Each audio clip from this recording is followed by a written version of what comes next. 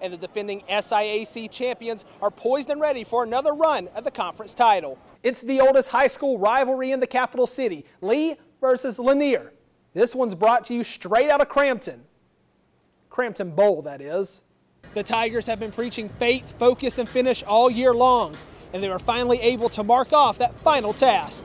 And while Camacho may not be the biggest guy on the mound, he doesn't see that as a disadvantage. He sees it more as a blessing in disguise. All across the state, it's the final scrimmage Saturday, with the season openers now just 2 weeks away. The Superdome in New Orleans was packed with the best and brightest from the Sun Belt Conference, but there was a new man leading the charge for the Trojans. Revenge. Congratulations to the 2A state champions, the L1 Tigers. It's a dish best served cold, and it may have taken 364 days, but the Elba Tigers were finally able to find out what revenge tasted like. The Tigers avenged last year's 28-17 state championship loss to Fife by running through the Red Devils to the tune of a 36-22 victory. Last year we show up state championship, we came up short.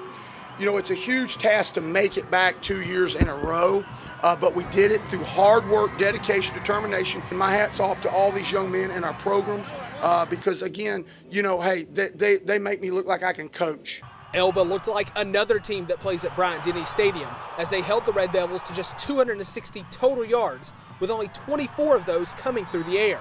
A fourth-quarter touchdown by Stephon Caldwell sealed the victory and turned the season-long dream into a reality. The Tigers have been preaching faith, focus, and finish all year long, and they were finally able to mark off that final task.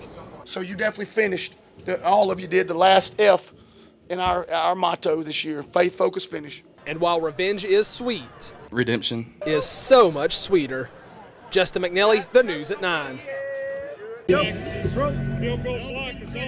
He's the man that leads the Faulkner offense on Saturdays. Ready? Here you go. Clayton Nicholas is the new big arm on campus and has the Eagles soaring to new heights in 2015. After 3 years of Division I football at Texas Tech and Bowling Green, Nicholas finds himself in the NAIA and couldn't be happier. I left Bowling Green not knowing where I was going to go. I'm just lucky I'm here, and I got 4 more years, so I'm here for a while. Nicholas says it's every player's dream to receive that Division I offer, but sometimes things just don't work out. That's what a lot of people in high school don't understand. I was lucky enough to have a Division I offer coming out of high school, and that kind of spoiled me a little bit. Even though Nicholas enjoyed the Division I atmosphere, he says he's over that and says it's time for him to prove what he can do on the field. And he's done just that. While he's still a freshman on paper, Nicholas doesn't perform like one on the field. Through the team's first 5 games, he's thrown for more than 1,500 yards and 17 scores. Numbers that even impress his coach. 25-yard touchdown pass from number 6, Clayton Nicholas. The touchdown to turnover ratio is outstanding. He's done a great job of taking care of the football. And like I said, a great job of putting us in the right position to be able to make the plays that we need to make. I don't like to look at numbers very much. I just like going by week and the wins and losses. A big-time talent at a smaller school, making the most of his newest opportunity. Justin McNelley, WSFA 12 Sports. Brandon Burks and Roman Buchanan. Rivals between the hash marks, friends everywhere else. We worked out together. We was always workout partners. We pushed each other to the next level, and it was important for me and him. A good friend. Like I said, we learned off each other in high school. Burks and Buchanan were teammates at Daleville High School for 2 years. The Killer Bees helped lead the Warhawks to an 8-3 record and a playoff berth in 2010. The next year, Burks would sign with Troy and Buchanan with South Alabama a year later. But even that couldn't drive a wedge between the two friends.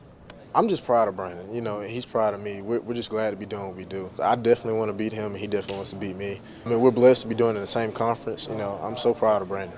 We still call each other, hey man, give good feedback. Coach can tell you, but then you'll listen, you'll take stuff in, but when your friend tell you, best friend tell you, or somebody you look up to, then it sinks in more.